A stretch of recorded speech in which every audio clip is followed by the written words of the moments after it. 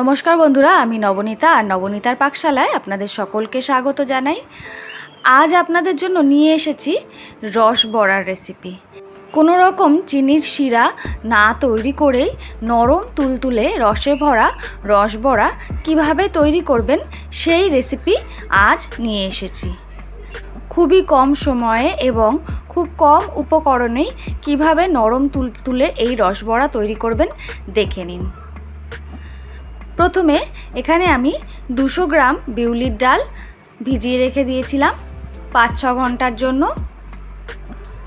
দেখুন ডালগুলো খুব সুন্দরভাবে ভিজে গেছে। এবার এই ডালের জলটা আমি ফেলে দেব। তারপর একটি মিক্সিং জারের মধ্যে এই ডালগুলো নিয়ে নেব। তারপর সামান্য জল অ্যাড করে একটা মিহি পেস্ট আমি তৈরি করে নেব।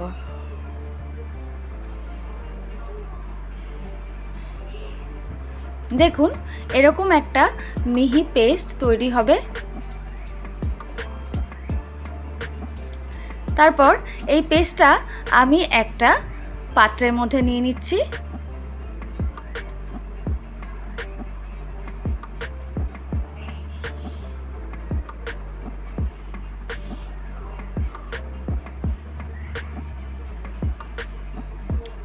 এই পেস্টের মধ্যে দিয়ে দিচ্ছি হাফ চা চামচের একটু কম পরিমাণ লবণ আর তার থেকেও আরও কম পরিমাণে খাওয়ার সোডা। তারপর এরকম একটি হুইস্কারের সাহায্যে ভালো করে ফেটিয়ে নিতে হবে।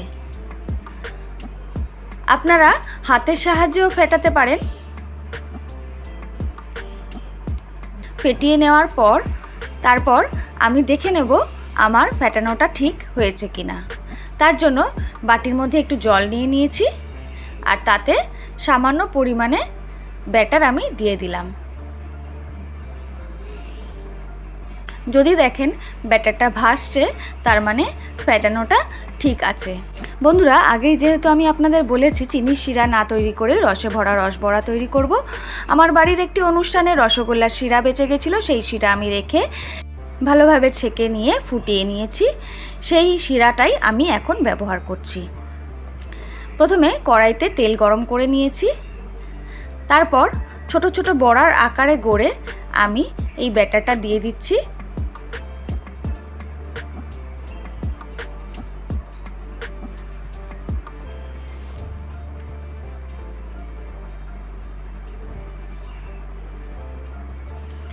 একসাথে বেশ অনেকগুলোই দেওয়া যায়। তারপর এইভাবে নেড়ে চেড়ে সামান্য লাল করে ভেজে নিতে হবে।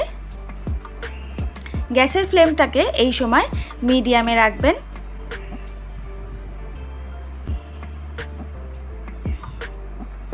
দেখুন বড়াগুলো ভাজা হয়ে গেছে। এবার আমি বড়াগুলো রসের মধ্যে দিয়ে দিচ্ছি। বড়াগুলো কিন্তু গরম গরম তুলেই রসের মধ্যে ছেড়ে দিতে হবে।